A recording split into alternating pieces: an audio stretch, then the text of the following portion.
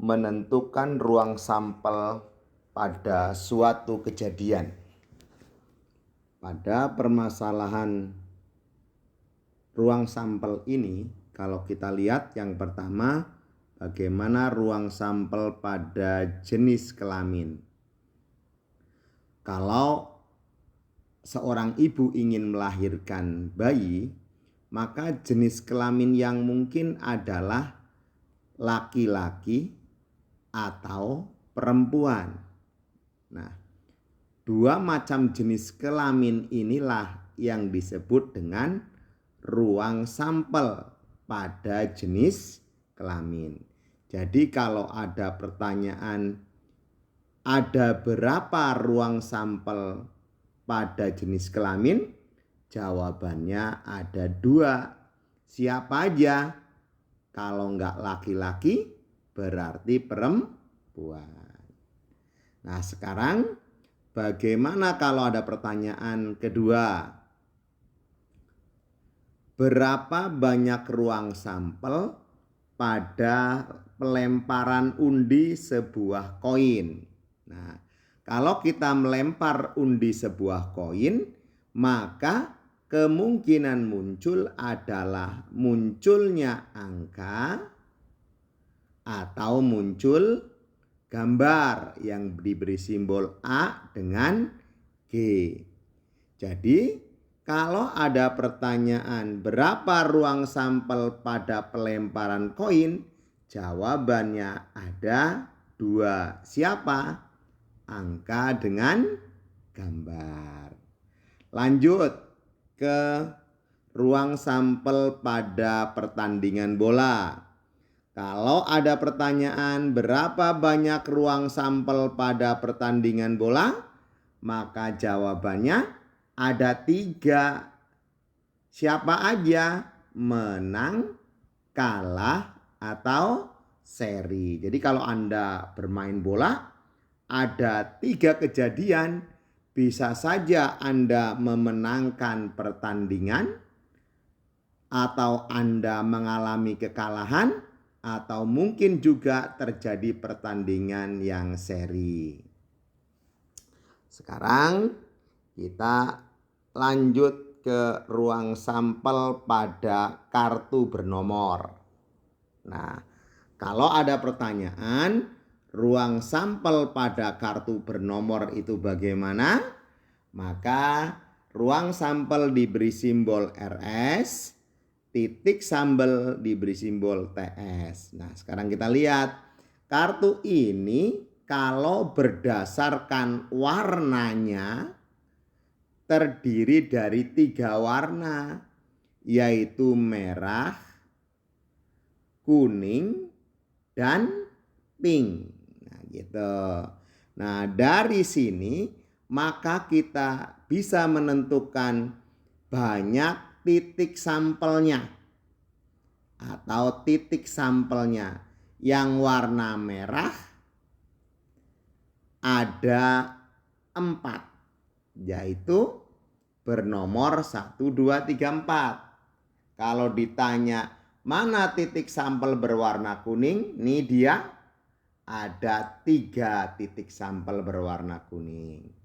Kalau ada pertanyaan berapa titik sampel berwarna pink, oh ini dia ada 1. Jadi dari sini kita bisa melihat banyak titik sampel berdasarkan warna. Nah, bagaimana ruang sampelnya? Ruang sampelnya itu kita lihat banyak semua kartu yang ada. Ternyata banyak semua kartu yang ada adalah 8. Jadi ruang sampelnya adalah 8. Nah, bagaimana kalau kita lihat berdasarkan ganjil genap? Nah, kalau dari kartu ini maka kita bisa sebutkan titik sampel dari kartu bernomor ganjil ada 4.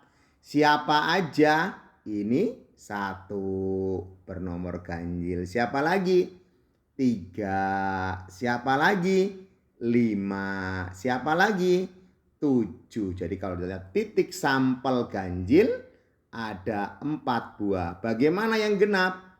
Yang genap ada 2, ada 4, ada 6, adalah 8. Jadi semuanya ada 4 buah. Bagaimana kalau kita melihat titik sampel yang bilangan prima? Ingat bilangan prima? Bilangan yang hanya bisa dibagi dirinya sendiri. Kita siapa bilangan prima itu? Pertama 2, 3, 5, dan 7. Sehingga titik sampel prima ada 4 angka. Bagaimana kalau kita ingin mencari titik sampel bilangan yang lebih dari 5? Oh, ternyata titik sampel ada 3. Siapa aja? 6, 7, dan 8.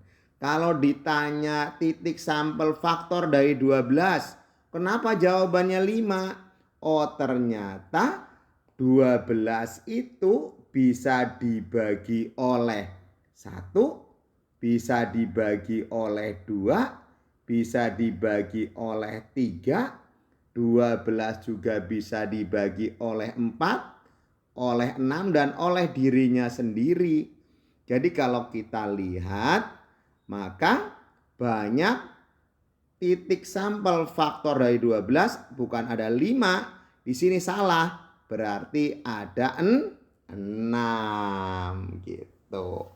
Loh, kok jadi 6? Salah juga. Kenapa? Karena 12 tidak ada di kartu ini.